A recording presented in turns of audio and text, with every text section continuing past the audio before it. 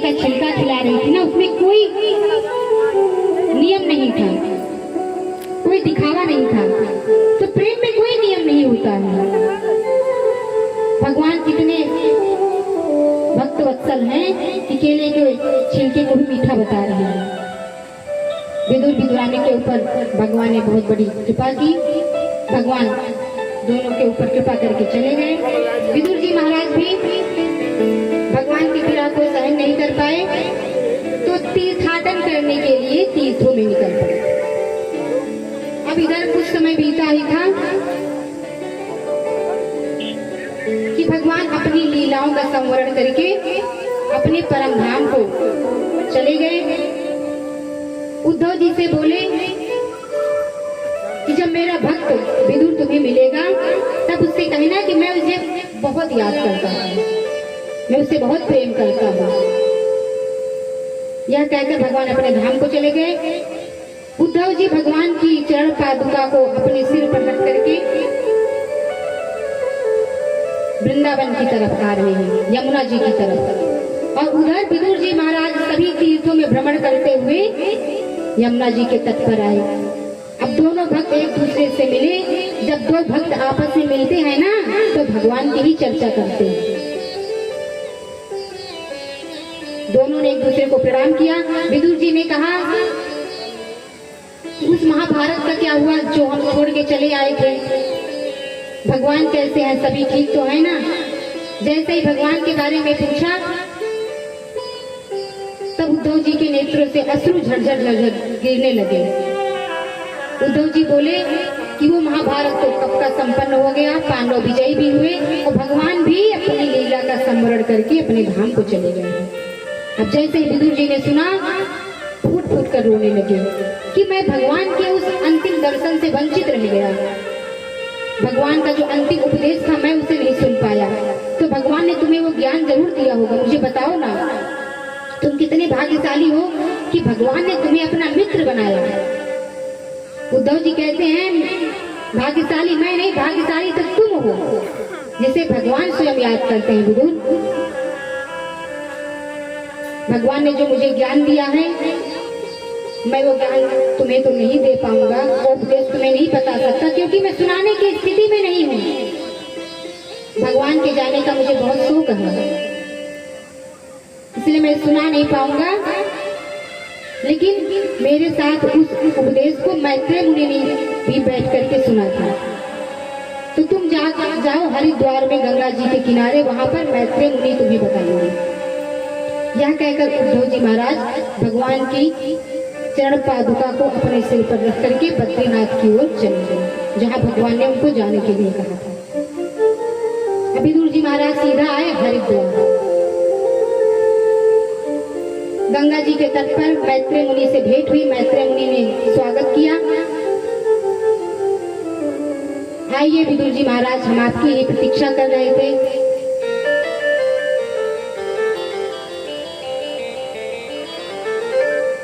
भगवान ने जाते समय मेरे कंधे पर एक भार दे करके गए, जिम्मेदारी सौंप करके गए हैं।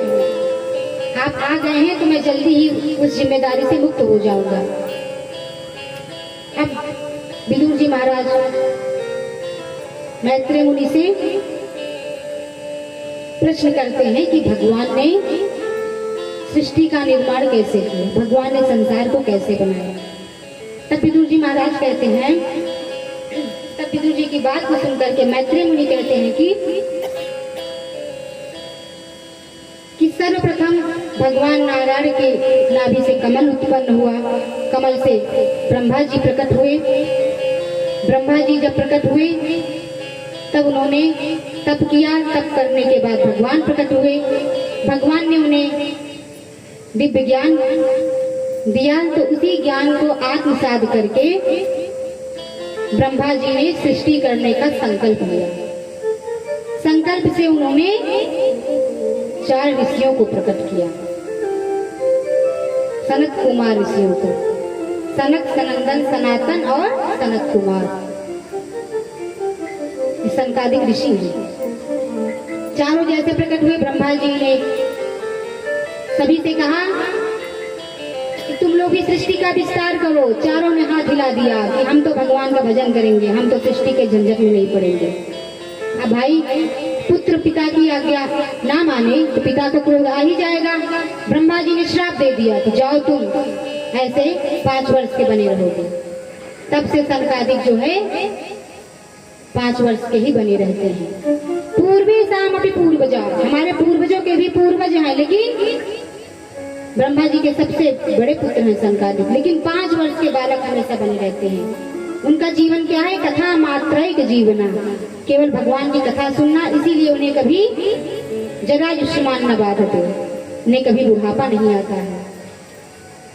ऐसे जब मना करके ब्रह्मा जी को क्रोध आ गया, ब्रह्मा जी का क्रोध ही उनकी भ्रुकुटी का भेदन करके एक बालक के रूप में प्रकट हो गया। बालक जन्म लेते ही रोने लगा तो ब्रह्मा जी ने कहा, भाई तुम रोते बहुत हो, तुम्हारा नाम हो गया रुद्र। बोले रुद्र भगवान की जय हो। रुद्र अर्थात शंकर भगवान।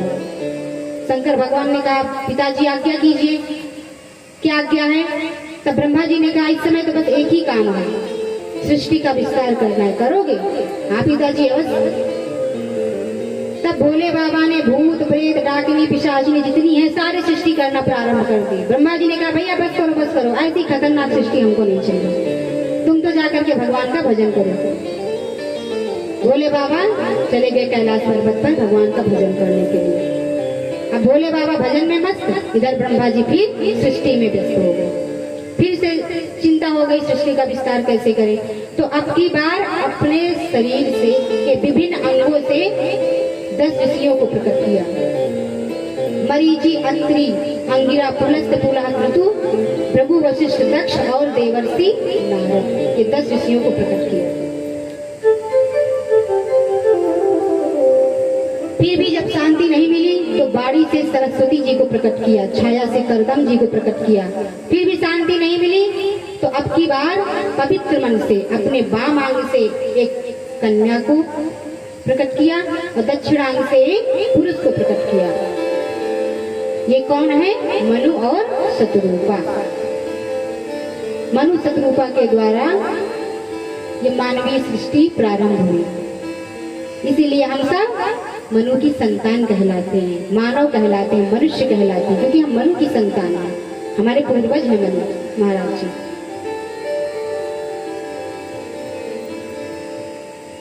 तब स्त्री पुरुष के संयोग से जो सृष्टि का शुभारंभ हुआ वो मनु शतरूपा के साथ में हुआ, से प्रारंभ हुआ। अब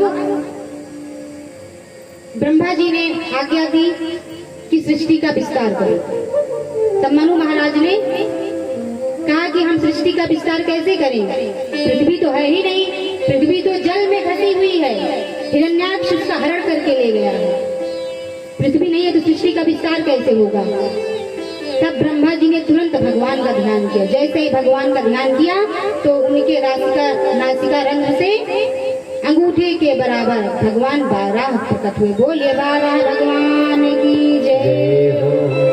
12 भगवान देखते ही देखते पर्वताकार हो गए। सभी ने दिव्य स्तुति की। 12 भगवान तुरंत जल में प्रविष्ट हुए और हिरण्याक्ष के चुंगल से पृथ्वी को छीन करके लेकर के स्थापित किए। अब जैसे ही हिरण्याक्ष भगवान का पीछा किया, भगवान ने हिरण्याक्ष का वध किया और पृथ्वी का उद्धार किया। बोले भक्तवत्सल भगवान की जय हो। हम विदुर जी ने पूछा कि हिरण्याक्ष कौन है, इसके बारे में हमें बताइए। तब मैत्रेय मुनि कहते हैं कि आपने बहुत ही सुंदर प्रश्न किया है। महामुनि कश्यप ऋषि, इनकी पत्नी है दिति अदिति। दिति के पुत्र हैं दैत्य और अदिति के पुत्र हैं देवता। तो दिति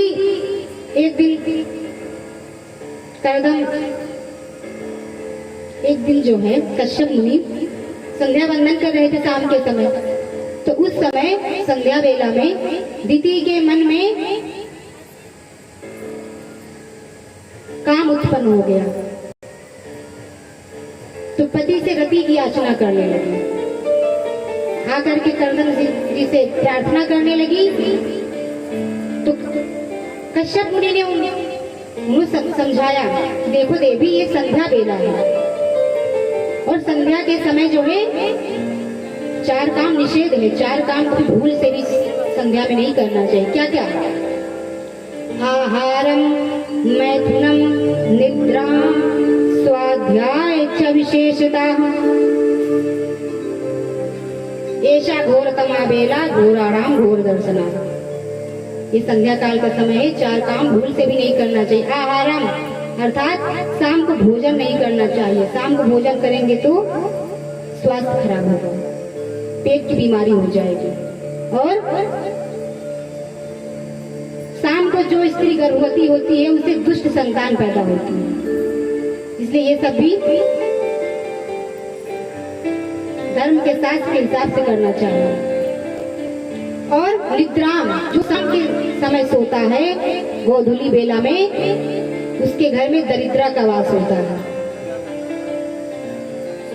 चौथा है स्वाध्याय, जो शाम के समय सूर्यास्त के समय जो पढ़ाई करता है सब कुछ भूल जाता है, विस्मरण हो जाता है, इसलिए शाम के समय गोधूली बेला के समय पढ़ाई नहीं करना चाहिए। और सबसे खास बात है कि उस समय भोले बाबा अपने गणों के साथ में भ्रमण करते हैं, इसीलिए भोले बाबा की उपासना, भोले बाबा की पूजा अक्सर जो है शाम के समय ही की जाती है। ये 4 बातें नहीं करना चाहिए, लेकिन दीदी नहीं मानी। जब दीदी नहीं मानी तब कश्यप जी ने भगवान की इच्छा समझ करके उनके मनोरथ को पूर्ण किया। जब दीदी का काम ज्वर शांत हुआ तब बाद में उन्हें बहुत पश्चाताप हुआ। आकर के कश्यप मुनि से कहने लगी कि मुझसे बहुत बड़ा अपराध हो गया, अब क्या होगा? अब क्या होगा देवी? अब तो तुम्हारे 2 दुष्ट संतान पैदा होंगे जो संपूर्ण पृथ्वी को हिला करके रख देंगे। डर के मारे दीदी ने 100 वर्षों तक गर्भ को जन्म ही नहीं दिया। 100 वर्षों तक। 100 वर्ष के बाद में दीदी के गर्भ से 2 पुत्र पैदा हुए। कौन? हिरण्याक्ष और हिरण्यकशिपु। देखते ही देखते दोनों पर्वताकार हो गए। उनका मुकुट जो है आकाश में लहराने लगा। सूर्य भगवान तो कमर तक आ गए, इतने विशाल। चारों तरफ हाहाकार मच गया। हिरण्याक्ष ने एक दिन कहा कि भैया देखो, हमें बल पराक्रम तो बहुत मिला है, लेकिन लड़ने वाला ऐसा कोई नहीं मिला हमें। चलो किसी से 2-2 हाथ करके आते हैं। तो हिरण्याक्ष गदा लेकर के अकेले ही बिना किसी सेना के जाकर के स्वर्ग पर चढ़ाई कर दिया। अब जैसे ही देवताओं ने उसके स्वरूप को देखा, उसके अट्टहास को, उसकी गर्जना को सुना, सभी स्वर्ग को छोड़ करके बिना युद्ध के भाग गए। इतना विकराल उसका शरीर था हिरण्याक्ष का। हिरण्याक्ष सबको धिक्कारने लगा, वहां से चला आया और सीधा जा करके समुद्र में प्रवेश कर गया। वरुण देवता को ललकारने लगा, हे वरुण, मैंने तेरा बहुत नाम सुना है, चल आजा, मुझसे 2-2 हाथ कर। अब वरुण देवता तो हाथ जोड़ लिए, इससे कौन लगे, इसे तो पीछा छुड़ाने में ही बेहतर है। वरुण देवता ने कहा कि हम जब तुम्हारी उम्र के थे ना तो हम भी बहुत लड़ते थे, हमारे हाथों में भी युद्ध करने की बहुत खुजली मचती थी, लेकिन अब तो हम बूढ़े हो गए, भैया हमारे ऊपर दया करो। वरुण को भी धिक्कार के बाहर चले आए। अब सामने दिख गए देवर्षि नारद जी। नारायण नारायण करते हुए देवर्षि नारद जी आ रहे थे। ए नारद जी, क्या हमेशा नारायण नारायण लड़ते रहते हो? कुछ लड़ना भिड़ना भी आता है कि बस यही करते रहते हो? नारद जी ने कहा, भैया हमको लड़ना भिड़ना तो नहीं आता, लेकिन लड़ाना भिड़ाना बहुत अच्छे से आता है। अच्छा, तो लड़ने वाले का नाम बता दो। तब देवर्षि नारद जी ने कहा, हमारा आशीर्वाद है, तुम्हारी इच्छा बहुत जल्दी ही पूरी होगी। हिरण्याक्ष को कुछ भी नहीं समझ में आया तो पृथ्वी का ही हरण करके जल में लेकर के घुस गया।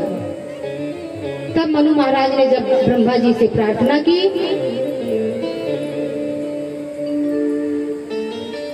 तब ब्रह्मा जी ने ध्यान के द्वारा 12 भगवान को प्रकट किया। 12 भगवान तुरंत समुद्र में प्रवेश किए और समुद्र में प्रवेश करके हिरण्याक्ष के चुंगल से पृथ्वी को छीन कर लेकर के जैसे बाहर आए, तुरंत हिरण्याक्ष पीछे से ललकारने लगा, ए जंगली सूकर, मेरे पृथ्वी को लेकर के कहाँ जा रहा है?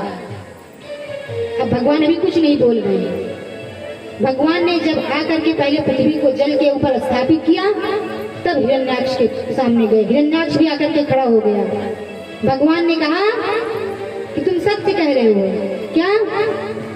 सत्यम वयम वो भनगो चरा मृगा युष्मद् विधान मृग ग्राम सिंहान। क्या कहा तुमने? सत्य कहा। मैं वन गोचर हूँ, मैं वन का सूकर हूँ, लेकिन मैं युष्मद् विधान मृगे ग्राम सिंहान, मैं तुम जैसे ग्राम सिंह से नहीं लड़ता। ग्राम सिंह का अर्थ क्या है? कोई किसी को ग्राम सिंह कहो तो सोचेगा कि मैं, सिंह मतलब शेर और ग्राम मतलब गांव, मैं अपने गांव का शेर हूँ।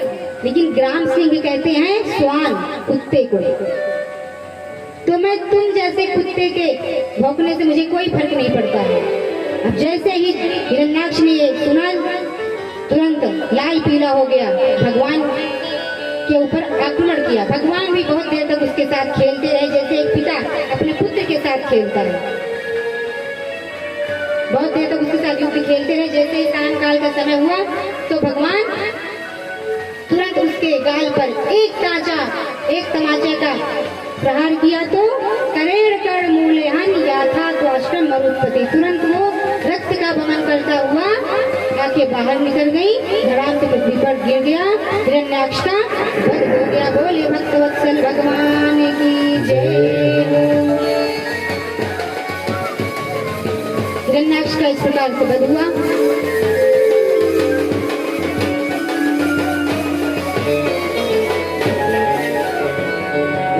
अब हिरण्याक्ष का वध करने के बाद भगवान ने पृथ्वी का उद्धार किया। कृष्ण राधा राधा राधा कृष्ण राधा राधा राधा कृष्ण राधा राधा राधा कृष्ण राधा राधा कृष्ण राधा राधा राधा कृष्ण राधा कृष्ण राधा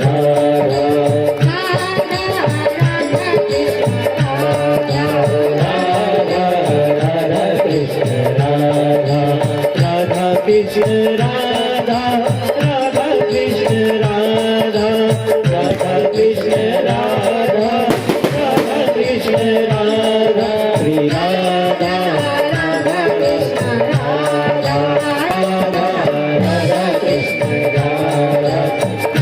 राधा राधा कृष्ण राधा राधा राधा कृष्ण राधा राधा राधा कृष्ण राधा कृष्ण राधा राधा कृष्ण राधा राधा कृष्ण राधा राधा कृष्ण राधा राधा राधा कृष्ण राधा राधा कृष्ण राधा गोविंद गोविंद गोपाला मुरली मनोहर नंदलाला गोविंद गोविंद गोपाला मुरली मनोहर नंदलाला गोविंद बोलो हरि गोपाल बोलो गोविंद बोलो हरि गोपाल बोलो गोविंद बोलो हरि गोपाल बोलो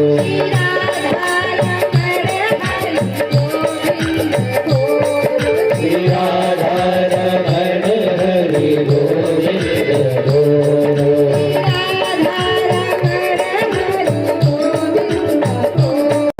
श्री राधा रमण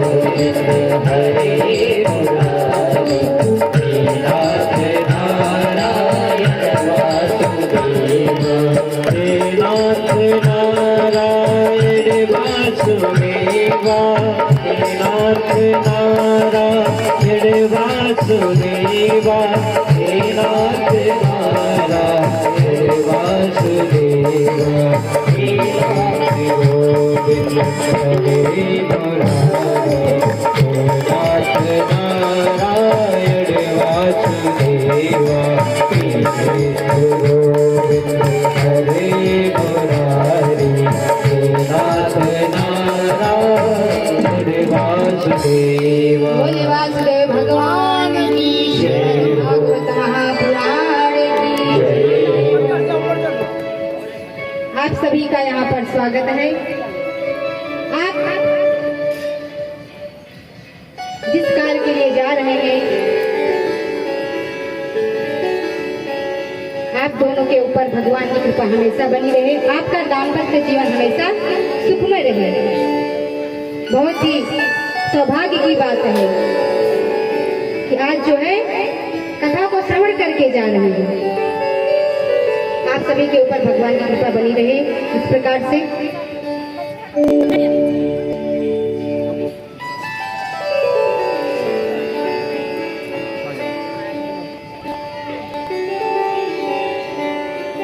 आज के संतान 3 बेटी और 2 बेटा। आकृति देवती पृथ्वी और 2 बेटा है प्रियव्रत और उत्तानपाद। सबसे मनु महाराज की मंझली बेटी है देवहूति। उनका चरित्र सुनाया। किसी का विवाह करदम ऋषि जी के साथ में हुआ। करदम ऋषि जी के साथ में विवाह हुआ। दोनों पति पत्नी गृहस्थ आश्रम में रहते हैं, लेकिन गृहस्थ आश्रम में रहते हुए भी भगवान के भजन में हमेशा मस्त रहते हैं, हमेशा भगवान का भजन करते हैं। जरूरी नहीं है कि आपको भजन करने के लिए संन्यास जीवन ही चुनना पड़े। गृहस्थ आश्रम में जितने भी बड़े बड़े महापुरुष हुए हैं, सभी गृहस्थ आश्रम में रहे हैं, कि कोई सन्यासी नहीं बना है। करदम ऋषि इतने बड़े तपस्वी हुए भगवान के, कश्यप ऋषि, बड़े बड़े ऋषि, सभी गृहस्थ आश्रम, सभी के पत्नी बच्चे थे, लेकिन उन्होंने सिर्फ शरीर संसार को दिया था, मन जो है भगवान को दिया था। हमें इन सभी के चरित्रों से यही सीखना चाहिए। जरूरी नहीं है कि सन्यास जीवन में सब कुछ त्याग दें, वन में चले जाएं। वन में जाने की कोई आवश्यकता नहीं है।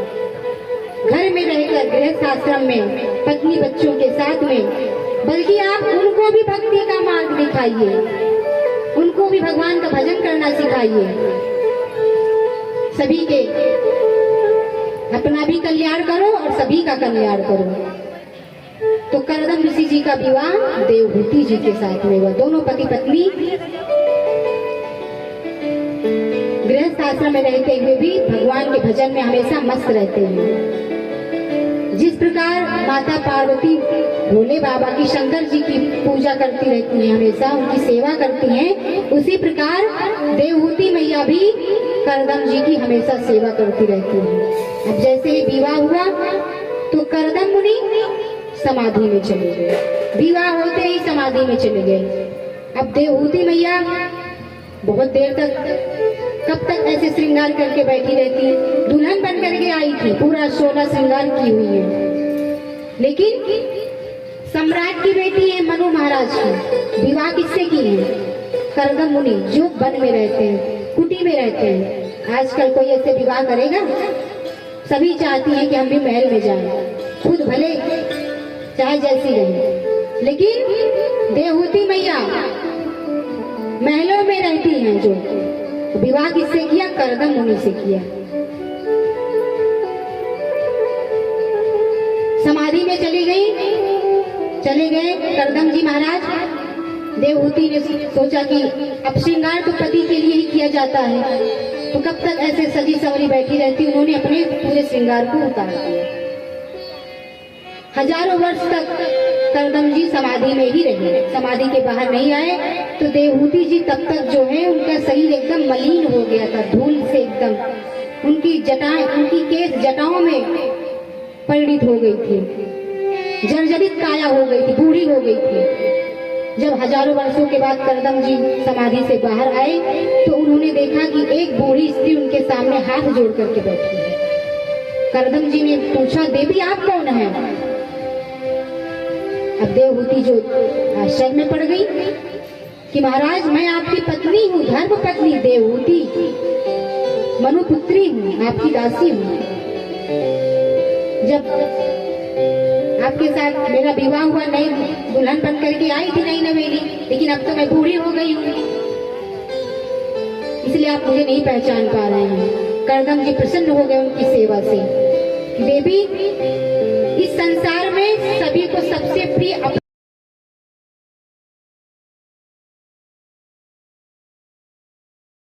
अपना शरीर लगता है, और तुमने अपने शरीर का ही कोई ध्यान नहीं रखा।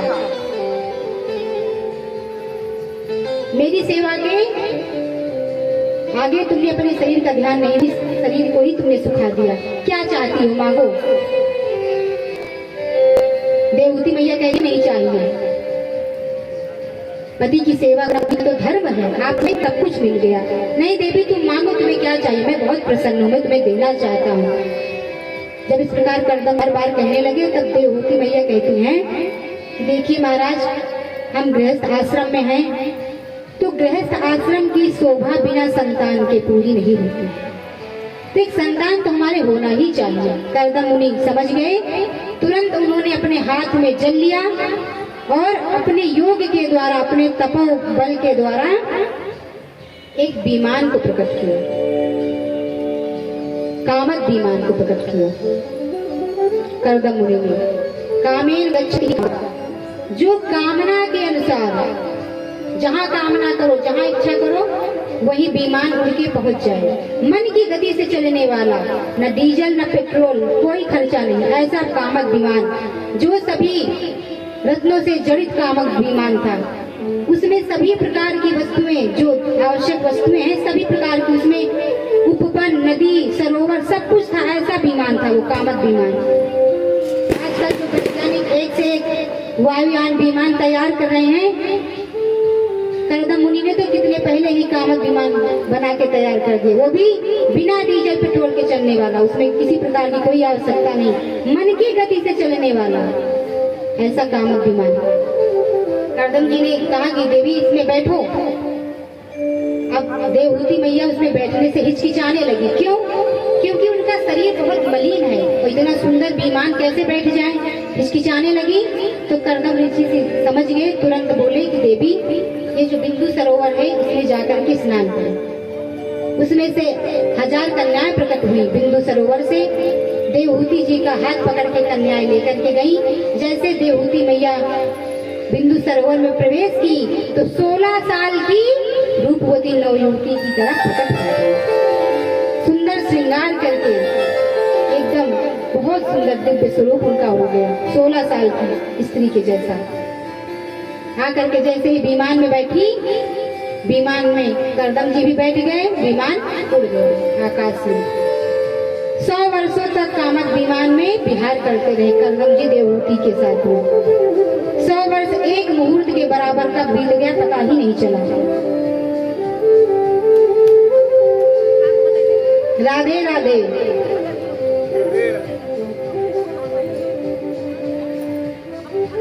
वो एक मुहूर्त में कैसे बीत गया, 100 वर्ष पता ही नहीं चला।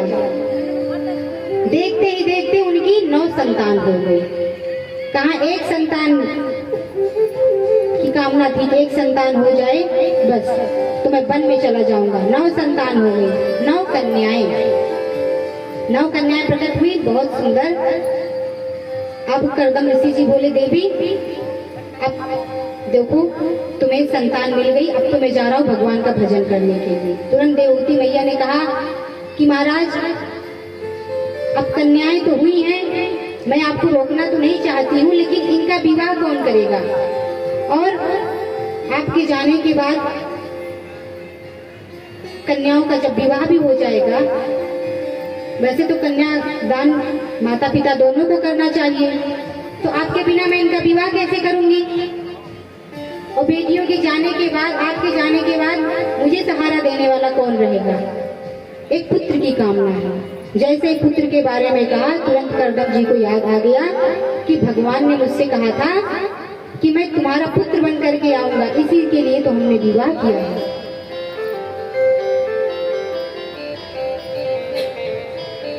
कर्दम जी ने तुरंत कहा, देवी तुम तो साक्षात भगवान को जन्म देने वाली हो। अब की बार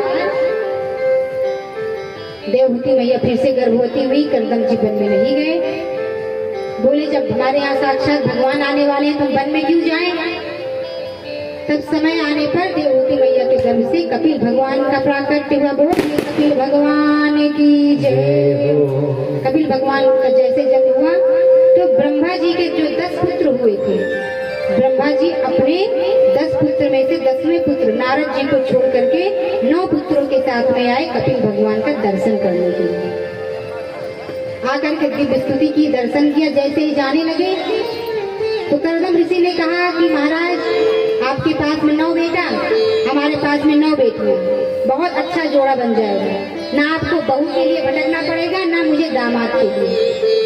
ब्रह्मा जी ने कहा, शुभस्य शीघ्रम, जल्दी, बहुत बढ़िया अवसर है, शुभ काम में कोई देरी नहीं करना चाहिए।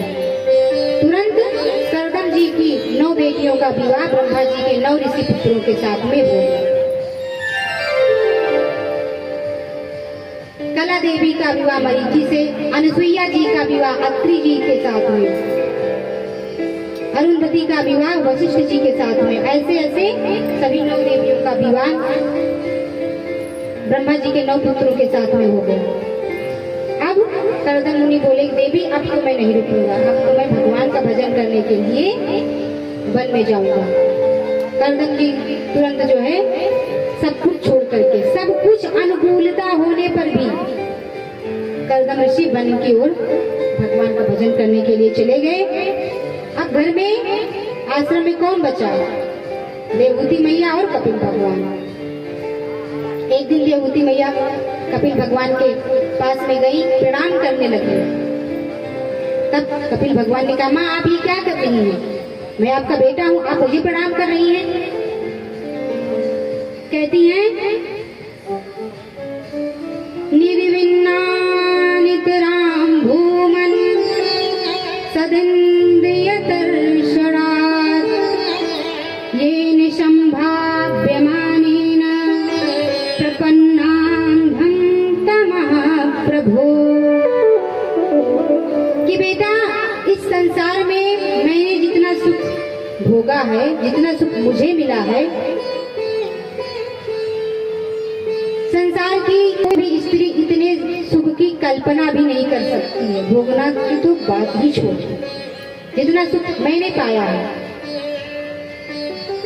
लेकिन मेरा मन अभी भी अतृप्त है।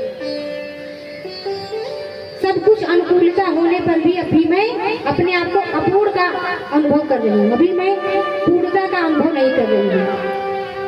मेरी आत्मा भी अतृप्त है, मुझे शांति नहीं मिल रही है। तो ऐसा क्या पाना अभी शेष रह गया है कि जिसको पा करके मैं परिपूर्णता का अनुभव करूं, जिससे मेरी आत्मा तृप्त हो जाए। बेटा मैं जानती हूँ तुम साक्षात भगवान हो, ब्रह्म ज्ञान से संपन्न हो, इसलिए हम तुम्हारे शरण में आए हैं। अपनी ज्ञान के कुठार कुठार को उठाओ और मेरे इस अज्ञान के वृक्ष को अपनी ज्ञान के कुठार से नष्ट कर दो, मेरे ज्ञान को मिटा दो। देवती मैया स्तुति करने लगी। तम त्वागताहं शरणं शरण्यं स्वभृत्य संसारतरो कुठारं जिज्ञासयाहं प्रकृते पुरुषस्य नमामि साधर्मविदां वरिष्ठम्। हे बेटा, अपनी ज्ञान की कुठार उठाओ और मेरे अज्ञान के वृक्ष को मूल सहित नष्ट कर दो। इस प्रकार जब देवहूति मैया ने प्रश्न किया, तब कपिल भगवान बोले, हे माता, आज मैं आपको अध्यात्म का उपदेश देता हूँ, निश्रेयस का मार्ग बतलाता हूँ। अब यहीं से कपिल भगवान और देवहूति माता का संवाद है 8 अध्यायों में, इसीलिए इसे कपिल अष्टाध्यायी कहा जाता है। बहुत सुंदर दिव्य उपदेश दिया है कि माँ, हमारे सुख और दुख का कारण ये हमारा मन है।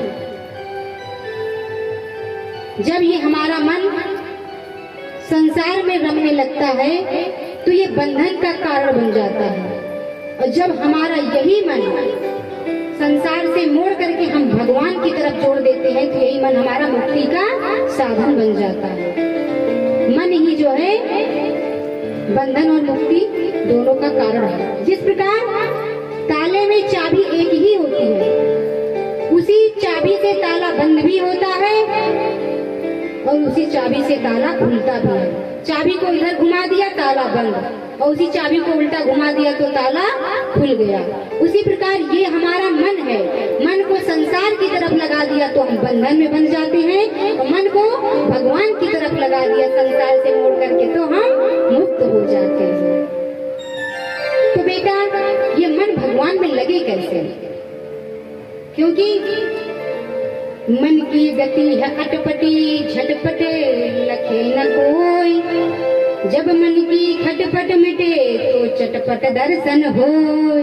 ये मन की गति जो है बड़ी अटपटी है, एक जगह मन टिकता नहीं है, कभी यहाँ कभी वहाँ। तो बेटा, ये हमारा मन भगवान में कैसा लगे, कैसे लगे? तब कपिल भगवान कहते हैं कि माता, बहुत सरल उपाय है। जिसका मन भगवान के चरण में लगा हो उन संतों का आप संग कर लो, सत्संग कर लो। जिनका मन पहले ही भगवान के चरणों में लग चुका है, ऐसे संतों का संग करो, क्योंकि वो जहाँ पर लगे हैं वहाँ पर तुम्हारा भी मन लगा देंगे। यदि किसी जुआरी के साथ में आप रहने लगो तो आपको जुआ खेलना नहीं आता है, उसका संग करने से धीरे धीरे आप भी जो है जुआरी बन जाओगे, आपको भी जुआ खेलने आने लगेगा। तो संगत की रंगत जीवन में जरूर आती है, इसीलिए मां संतों का संग करो। तो अब कैसे पहचाने कि कौन असली संत है, कौन नकली संत है? क्योंकि केवल वेशभूषा देख करके इस संत को नहीं समझना चाहिए। आजकल रावण भी काले नेमी का रूप धारण करके, रावण भी जो है संत बहुत अपने आप को मानता था, लेकिन क्या वो संत था? नहीं। तो केवल वेशभूषा देख करके संत नहीं समझना चाहिए, उनको लक्षणों से पहचानना चाहिए। तो कपिल भगवान लक्षण बतलाते हैं, 5 लक्षण कि माँ, जो ऐसे लक्षणों से युक्त जो संत हैं उन्हीं को संत मानना चाहिए। क्योंकि असली माल से ज्यादा नकली माल की पैकिंग बहुत जोरदार होती है। असली घी जो है, नकली घी जो है वो असली घी से ज्यादा खुशबू मारता है। नकली हीरा जो है असली हीरे से ज्यादा चमकदार होता है। इसीलिए नकली में असली में गड़बड़ ना हो जाए। संत का संग करो तो लक्षणों से पहचान करके, नहीं तो त्यागत होगी भगवान ही जाने। तो बताते हैं 5 लक्षण। तितिक्षवः कारुणिकाः सुहृदः सर्वदेहिनाम् अजातशत्रवः शान्तः अधवः साधुभूषणः। ये साधुओं का आभूषण है। साधु तितिक्षु तितिक्षु होते हैं, सहनशील होते हैं। चाहे उनका मान करो, चाहे उनका अपमान करो, हमेशा एक समान रहते हैं। जो मान को, जो सम्मान को पचा लेगा, वो अपमान को भी पचा लेगा। और जो सम्मान में बहुत फूल गया, वो अपमान होने पर मुरझा भी जाएगा। इसीलिए साधु को तितिक्षु होना चाहिए। और जो साधु तितिक्षु हो, सहनशील हो, मान अपमान की उन्हें कोई परवाह नहीं होती है। उन्हें बहुत माला पहनाओ, आरती करो, तब भी उसी समान में है। धक्के मार दोगे तब भी वो मुस्कुराते ही रहते हैं। वो अपने हमेशा आस्था, अपनी आत्मा में हमेशा स्थित रहते हैं, आत्मस्थ रहते हैं, स्व में स्थित रहते हैं, इसीलिए स्वस्थ रहते हैं। और हम बाहर स्थित रहते हैं, इसीलिए अस्वस्थ रहते हैं। साधु संत जो है अपने दुखी से, अपने दुख से नहीं दुखी होते हैं, दूसरों के दुख से दुखी होते हैं। उनके अंदर अपार करुणा भरी होती है। दूसरा क्या लक्षण है? कारुणिका। उनके अंदर करुणा बहुत पाई जाती है। और तीसरा लक्षण है सुहृदा सर्वदेव। वे प्रत्येक देहधारी को, सबको जो है अपना सुहृद बांधव मानते हैं। वसुधैव कुटुंबकम, सारी धरती को अपना परिवार मानते हैं संत, किसी में भेदभाव नहीं करते हैं। और चौथा है अजात शत्रु, वो किसी को कभी अपना शत्रु नहीं मानते हैं। यदि कोई संत को अपना शत्रु मानता भी है तो वो उसको भी अपना शत्रु नहीं मानते हैं। निज प्रभु में देखें जगत कैसे न करें विरोध। जब वो सभी में अपने प्रभु का दर्शन करते हैं तो फिर किससे विरोध करेंगे? संत किसी को अपना शत्रु नहीं मानते हैं। और पांचवा है शांता, हमेशा शांत रहते हैं। इसीलिए मैया संतों का संग करो। संतन के संग लाग रे,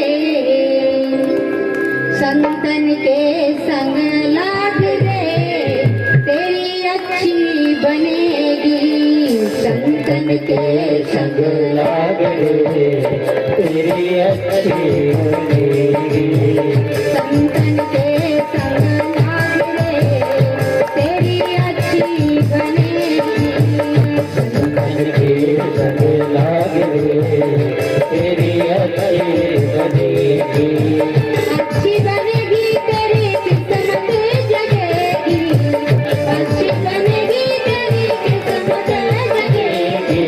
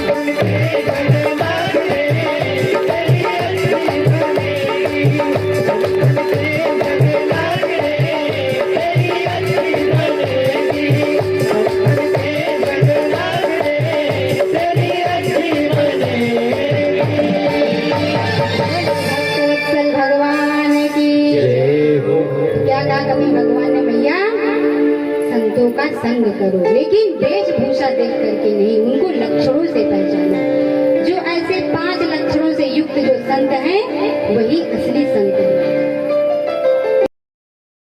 केवल वेशभूषा देख करके, लंबा लंबा तिलक, अच्छे अच्छे बागम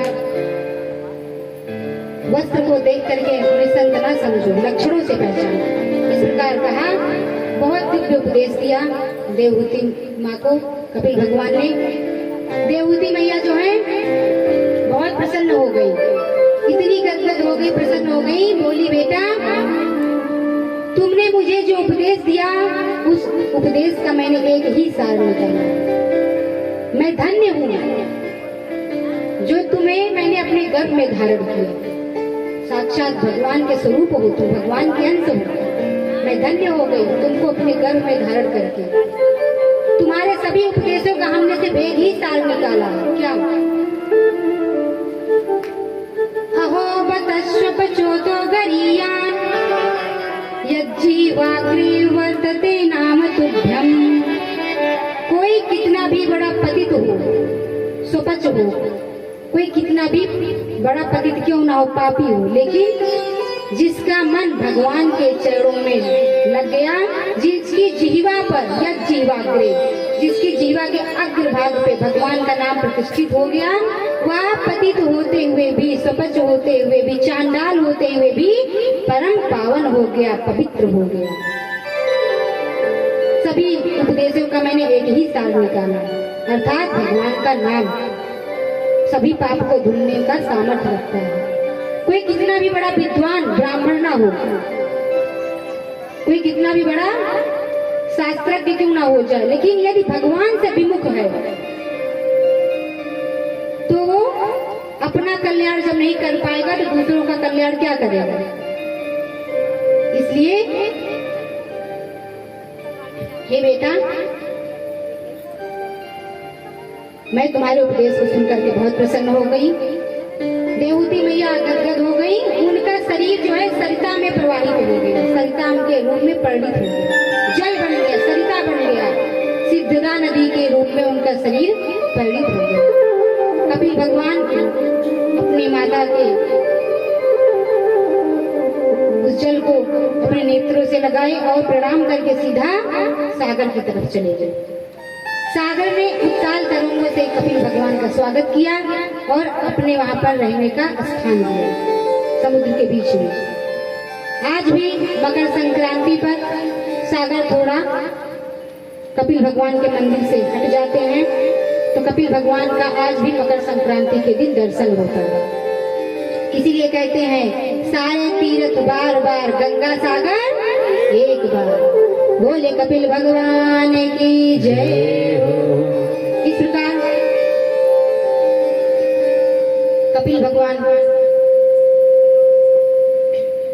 जैसे बेटा हुए जो अपनी माँ को बहुत दिव्य उपदेश दिए, उनका उद्धार किए।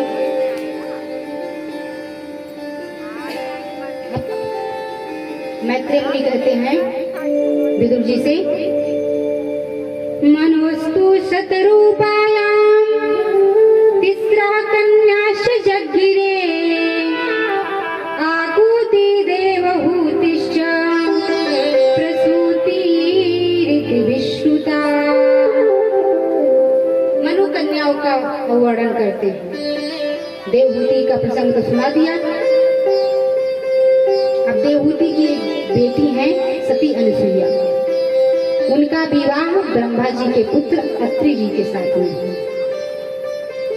अत्रि जी को जब ब्रह्मा जी ने कहा सृष्टि करने के लिए, तब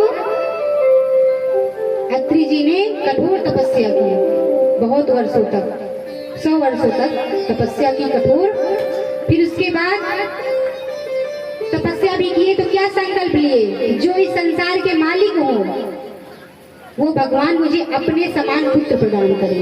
जब ऐसा दृढ़ संकल्प से प्रतिष्ठा किए, प्रतिष्ठा करके ऐसा दृढ़ संकल्प लेकर के प्रतिज्ञा करके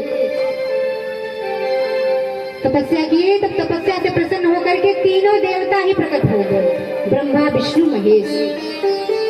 अब जैसे ही अत्रि मुनि ने देखा तीनों देवता सामने, प्रणाम किया और फिर कहा कि प्रभु आप बुरा ना माने तो मैं एक बात कहूं।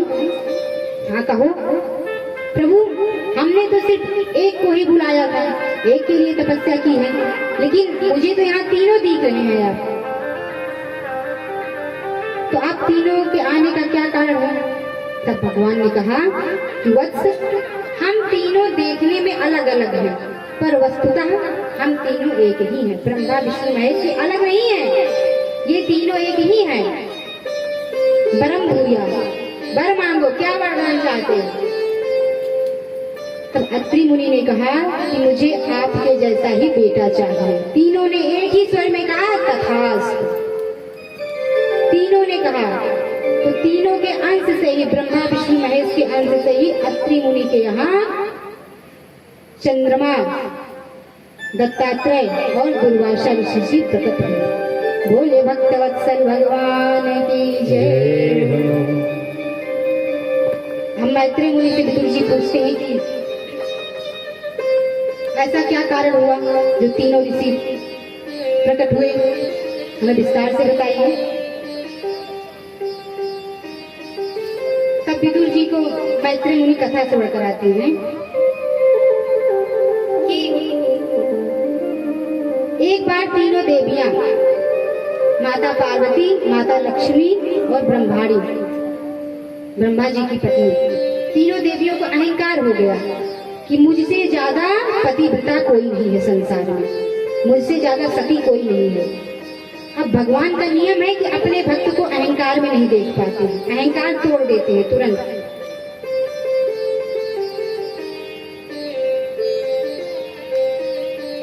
तो भगवान ने क्या किया कि देवर्षि नारद जी के मन में प्रेरणा दे दी। देवर्षि नारद जी अपनी बीड़ा को बजाते हुए तीनों लोकों में सती अनसुईया के सतीत्व का प्रचार करने लगे कि सती अनसुईया से बड़ा सती कोई नहीं है, उनसे बड़ा पतिव्रता कोई नहीं है। अब बीड़ा बजाते बजाते कहाँ पहुंचे? बैकुंठ में। जैसे ही पहुंचे, लक्ष्मी मैया ने कहा क्या बात है देवर्षि, बहुत प्रसन्न लग रहे हैं, क्या कारण है? तब बोले कहाँ से आ रहे हैं आप इस समय? तब देवर्षि नारद जी ने कहा कि मैं इस समय सती अनसुईया के पास से आ रहा हूँ। अत्रि मुनि की पत्नी है सती अनसुईया, उनसे बड़ा सतीत्व कोई है ही नहीं, उनसे बड़ा पतिव्रता धर्म निभाने वाला कोई नहीं है, बहुत पतिव्रता है। अच्छा, मुझसे भी ज्यादा पतिव्रता है। अब लक्ष्मी मैया को थोड़ा आवेश आ गया, क्रोध आ गया। हाँ शायद हो सकता है, आपसे भी ज्यादा। तुरंत लक्ष्मी मैया दौड़ी दौड़ी विष्णु भगवान के पास गई, चरणों से लिपट गई। देखिए मैंने आपकी बहुत सेवा की है, आपको मेरा एक काम करना होगा। क्या बताओ?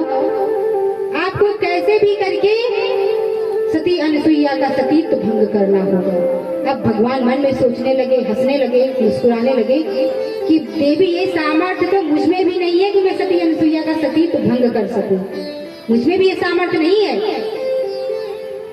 भगवान कहते हैं कि ठीक है देवी, तुम कह रही हो तो मैं जा रहा हूं, लेकिन यदि तुमने बीच में कोई गड़बड़ नहीं किया तो मैं तुम्हारा जो कार्य है अवश्य पूरा करके आऊंगा। भगवान गरुड़ पर आरूढ़ हुए और वहां से चल पड़े। अब इधर देवर्षि नारद जी बीड़ा बजाते हुए कैलाश पर्वत पर पहुंचे। कैलाश पर्वत पर जब पहुंचे तो वहां पर पार्वती मैया जो है भगवान की पूजा कर रही थी। एक अमृतमय मोदक जो है देवर्षि नारद जी के हाथ में दिया। देवर्षि नारद जी ने गप से मुंह में रख कर खा लिया।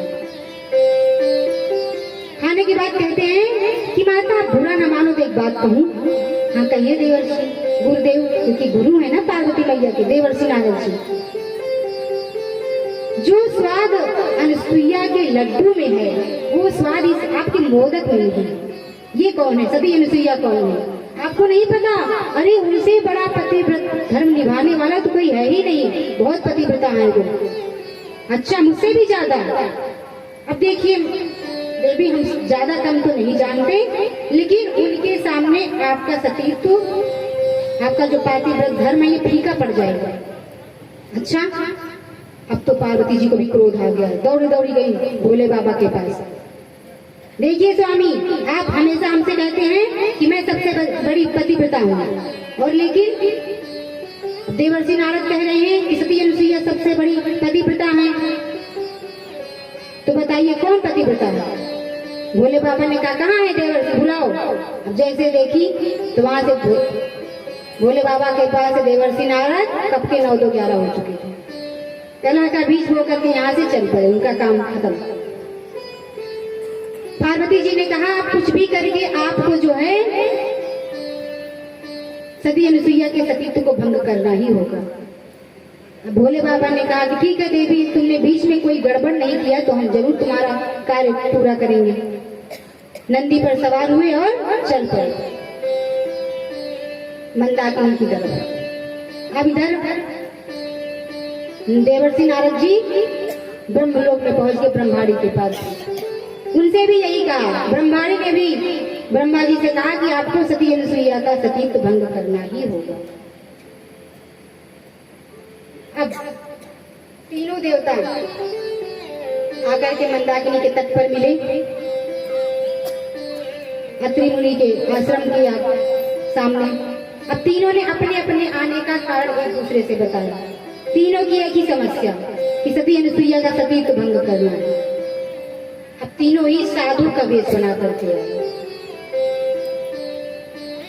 साधु का वेश धारण करके आए और अत्रि मुनि के आश्रम पर आकर के भिक्षा मांगने लगे। उस समय अत्रि मुनि किसी कार्य से बाहर गए हुए थे, आश्रम पे नहीं थे। अनुसुईया जी आश्रम पे थी तो कहने लगे भिक्षाम दे, भिक्षाम दे। जैसे ही कहने लगे तो अब सती अनुसुईया आए। द्वार पर कोई भिक्षा मांगने आए, कैसे भिक्षा न दे। तुरंत भिक्षा देने के लिए जैसे बाहर आई, भिक्षा देने लगी, तुरंत तीनों ने कहा कि मुझे ऐसे भिक्षा नहीं चाहिए। तो कैसे चाहिए? मुझे आप निर्वस्त्र होकर के भिक्षा दो, ऐसे भिक्षा नहीं लेंगे। अब सती अनुसुईया आश्चर्य में पड़ गई कि देखने में इतने बड़े बड़े संत महात्मा दिख रहे हैं, बातें कैसी कर रहे हैं। तुरंत ध्यान करके उन्होंने देखा तो समझ गई, ओहो हमारी परीक्षा ली जा रही है। अच्छा, तो हम भी परीक्षा ही आज देंगे इनको, निर्वस्त्र होकर के इनको भिक्षा देंगे आज। तुरंत सती मैया ने, सती अनुसुईया ने क्या किया? अपने हाथ में जल लिया और अत्रि जी का ध्यान किया। यदि मैं सच्ची पतिव्रता हूँ, स्वप्न में भी कभी मैंने किसी पर पुरुष का ध्यान नहीं किया, तो ये तीनों बालक, तीनों साधु जो है 6-6 माह के बालक बन जाए। तुरंत जल को छींटा मारा तीनों के ऊपर और तीनों ऋषि जो है उसी वक्त 6-6 माह के बालक बन गए। माता अनुसुईया ने तुरंत उनको निर्वस्त्र होकर के स्तनपान कराया। 6 माह के बालक के सामने आप कुछ भी करो, उसे क्या पता। स्तनपान कराया और फिर पालने में सुला दिया। अब तीनों पालने में कैसे सो रहे हैं।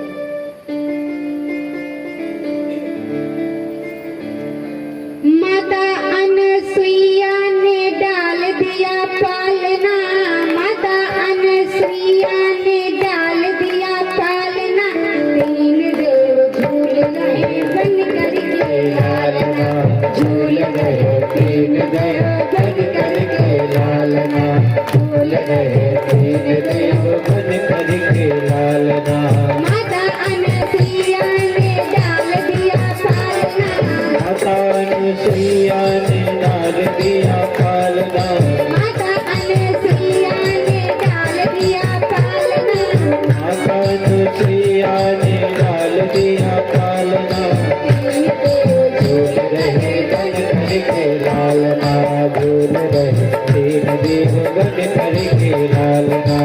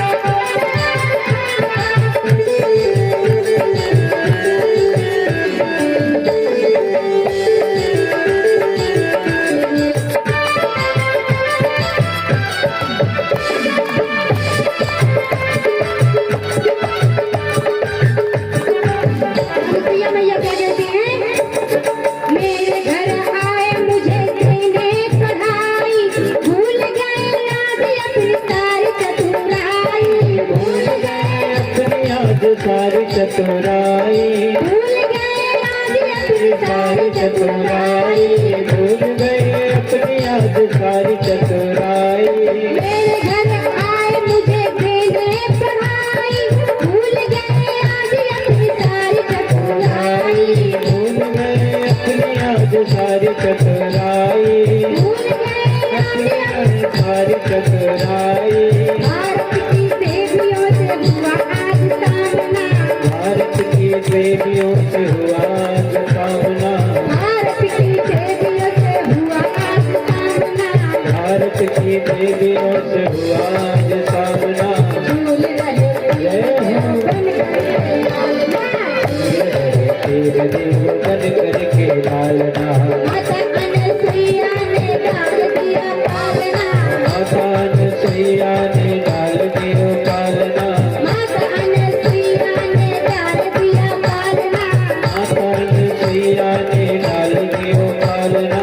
भूल रहे दीन देव बन गए भूल रहे दीन देव बन करके लालना, भूल रहे दीन देव बन करके लालना।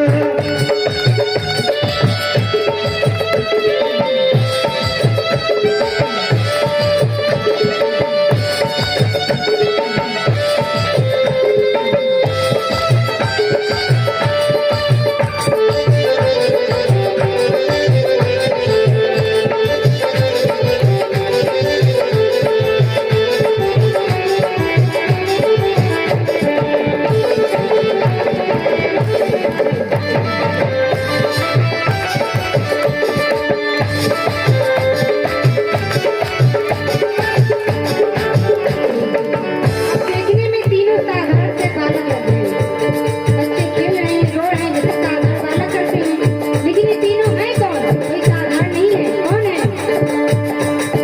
कोई गणपाल, कोई सृष्टि के रचैया, कोई बैठना दिया पे डमरू बजैया, कोई बैठना दिया पे डमरू के बजैया, कोई बैठे दिया पे डमरू के बजैया, कोई गणपाल, कोई सृष्टि के रचैया, कोई बैठना दिया पे डमरू बजैया, कोई दिया पे डमरू के बजैया, कोई बैठना दिया पे डमरू के बजैया, कोई बैठे दिया डमरू के बजैया।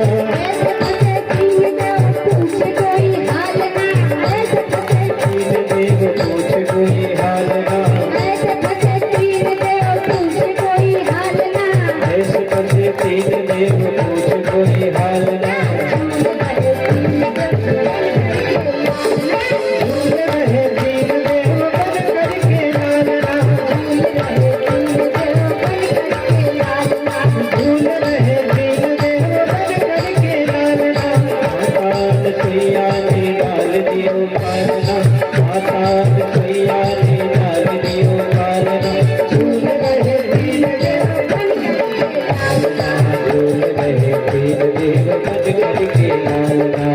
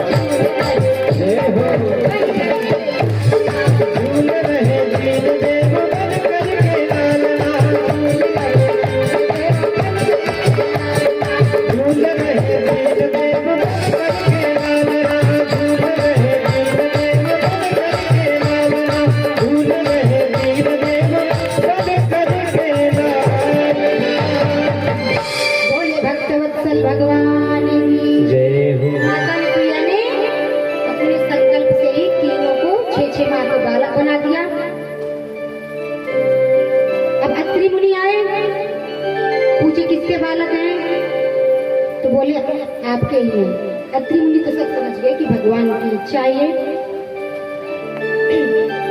अब तीनों देवियों को जब पता चला कि ये तो देवर्षि नारद जी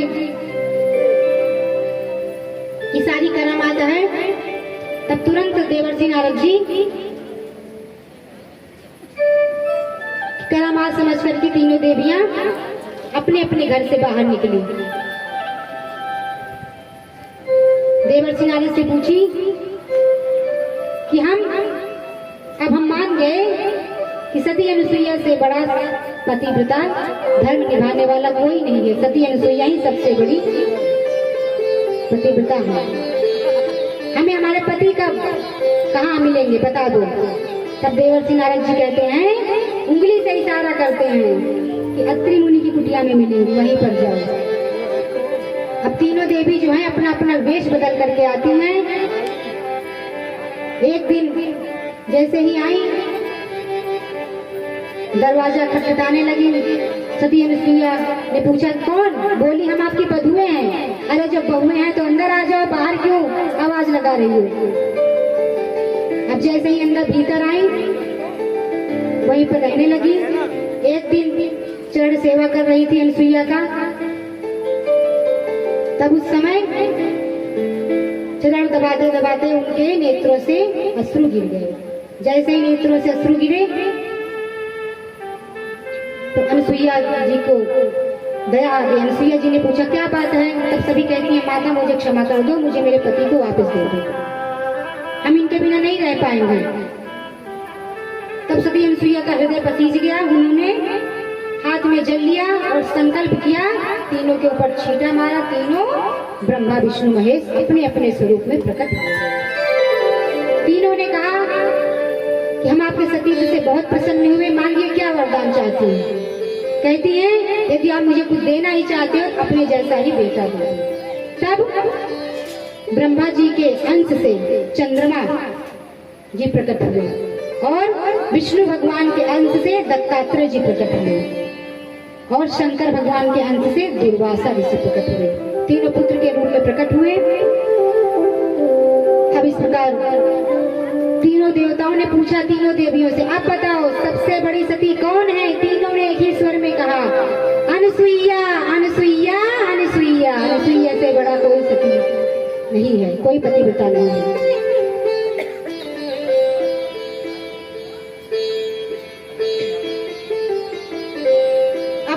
मनु महाराज की सबसे छोटी बेटी है प्रसूति।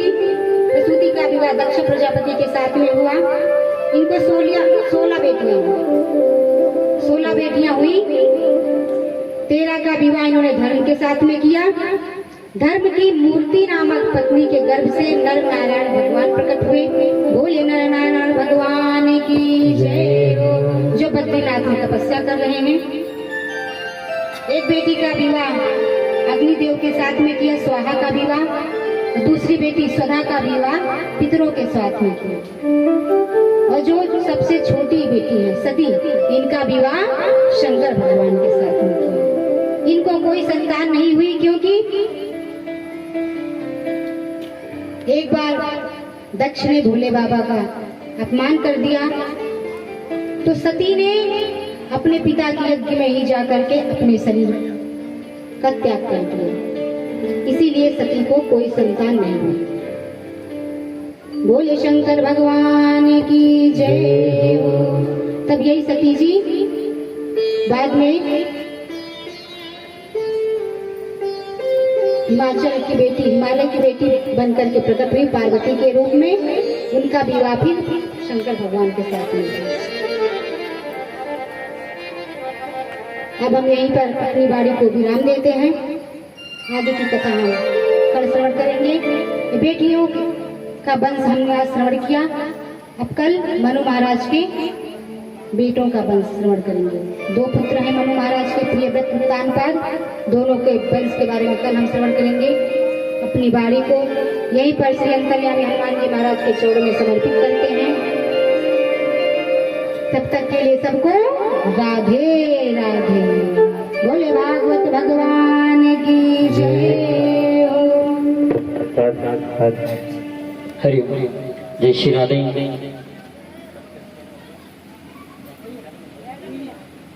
आरती बात बोलते ना राकेश जी।